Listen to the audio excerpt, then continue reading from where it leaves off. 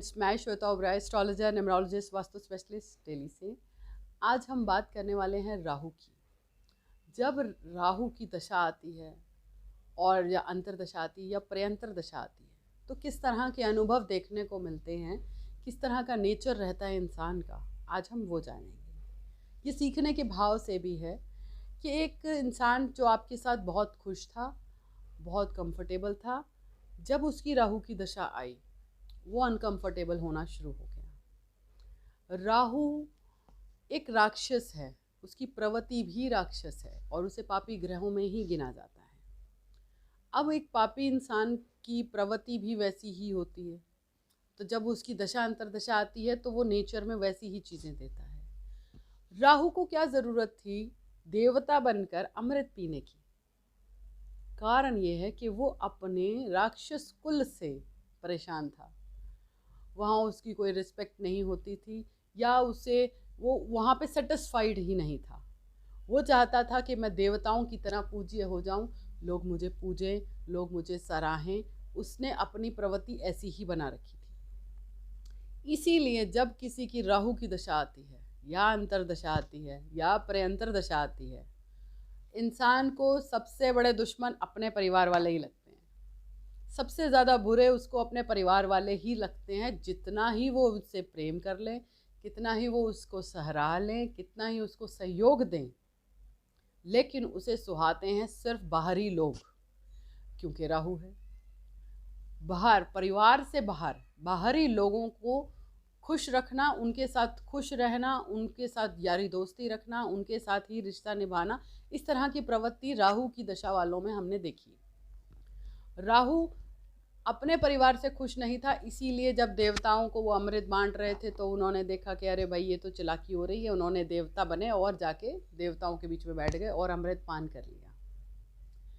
अब अमृत पान करने के कारण, एक अमृत की रिस्पेक्ट के कारण, विष्णु जी ने उसको धड़ से अलग तो कर दिया, दोनों को, राहु और केतु को अलग अलग तो कर दिया, लेकिन अब उन्हें छोड़ा नहीं जा सकता था। वो कहीं ना कहीं उनके अंदर देवताई तत्व आ चुका था, क्योंकि उन्होंने अमृत पी लिया था।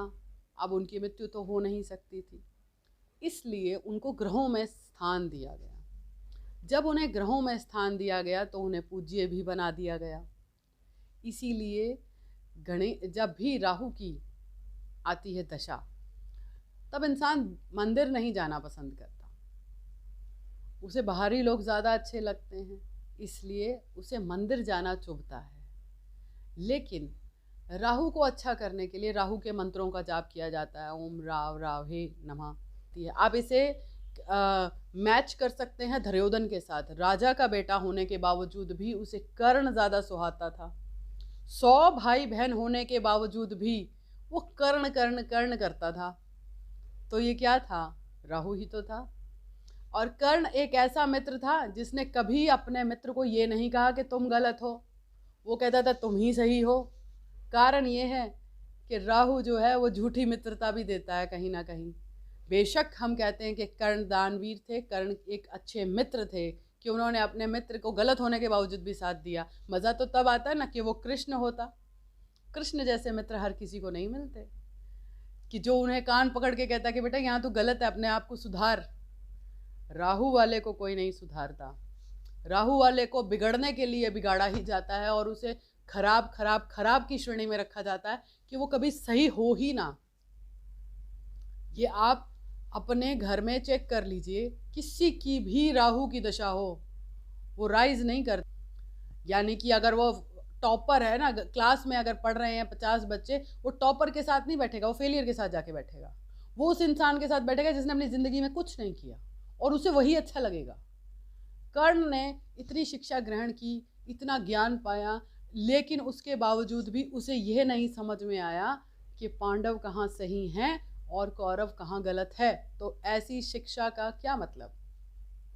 आप ये समझें, राहु ऐसा ही है। इसलिए जब भी किसी बच्चे की राहु की दशा आ जाए, वो भी उस समय जब उसने करियर डिसाइड करना हो, 12th के बाद, 10th के बाद, या अपने एक ग्रेजुएशन करने के बाद, उसे संभालिए, उसे अच्छे बुरे का भान करवाइए उसे गणेश जी के साथ जोड़िए, उसे कार्तिकेय से जोड़िए, उसे पूजा पाठ में लाइए, उससे मंदिर की दहलीज पर नाक रगड़वाइए। क्योंकि राहु की दशा हो तो राहु भगवान भी उसे देखना नहीं चाहते, इसलिए उसे दहलीज का कारक क्योंकि राहु है, दहलीज पर नाक रगड़े, तब जाके उसका राहु पॉजिटिव होगा। सरस्वती के मंत्र का जाप करे, माँ गायत्री के मंत्रों का वो जाप करे, क्योंकि पूजा तो करने नहीं देगा राहु, मंत्र जाप करने दे सकता है। तो मंत्र जाप करके, गणेश जी की पूजा करके आप उसके राहु को सुधार सकते हैं। अगर वो ना करे तो उसकी जगह आप कर लीजिए। माँ बाप का तो फ़र्ज़ है अपने बच्चों को सही रास्ते पे लाना।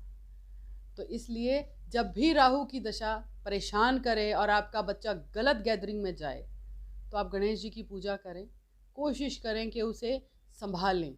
और फिर भी अगर ना संभले तो फिर तो प्रभु इच्छा, फिर आप उसके प्रारब्ध को बदल नहीं सकते। ज्योतिष एक कर्म योगी ही है, कर्म योग ही सिखाते हैं, वो फ्री फंड का नहीं चाहते हैं। लेकिन वो ये कहते हैं कि आपको बता दिया ये कमी होने वाली है, ये गलती होने वाली है, इसे रोकिए। उसे रोकने के लिए आप साम दाम दंड भेद कर लीजिए, उसके बावजूद भी ना रोके तो छोड़ दीजिए, फिर उसे मत पूछिए, फिर उसे छोड़ देना ही बेहतर है। ऐसे बहुत सारी अच्छी रिच फैमिलीज होंगी जिनके अंदर एक नालायक ऐसा लड़का ज़रूर होगा और वो राहु की दशा से प्रभावित होगा। तो जब भी राहु की बच्चों की दशा आए, चांदी धारण करें, उनके राहु की शांति करवाएं और गणेश जी की पूजा करवाएं, सरस्वती से जोड़ें, माँ गायत्री से जोड़ें, ताकि राहु के कारण उनका जीवन खराब ना हो। उनके दोस्तों को देखते रहिए कि वो दोस्त किस तरह के हैं और वो किस तरह की शिक्षा आपके बच्चों को दे रहे हैं। क्योंकि राहु से प्रभावित इंसान झूठ बोलता है, उसे गंदी आदतें पड़ जाती हैं, और जब तक माँ बाप को पता चलता है तब तक बहुत देर हो चुकी होती है। तो अच्छा यही है कि कोई बच्चा अपने आप को ख़राब करे, उससे अच्छा है कि आप उसे समय पर रोकें। अपने बच्चों की कुंडली ज़रूर चेक करवाएं और राहु की प्लेसमेंट ज़रूर चेक करें, कहीं आपके बच्चे को आने वाले भविष्य में कोई मिसगाइड तो नहीं करने वाला। अगर ऐसा है तो उसे रोकें।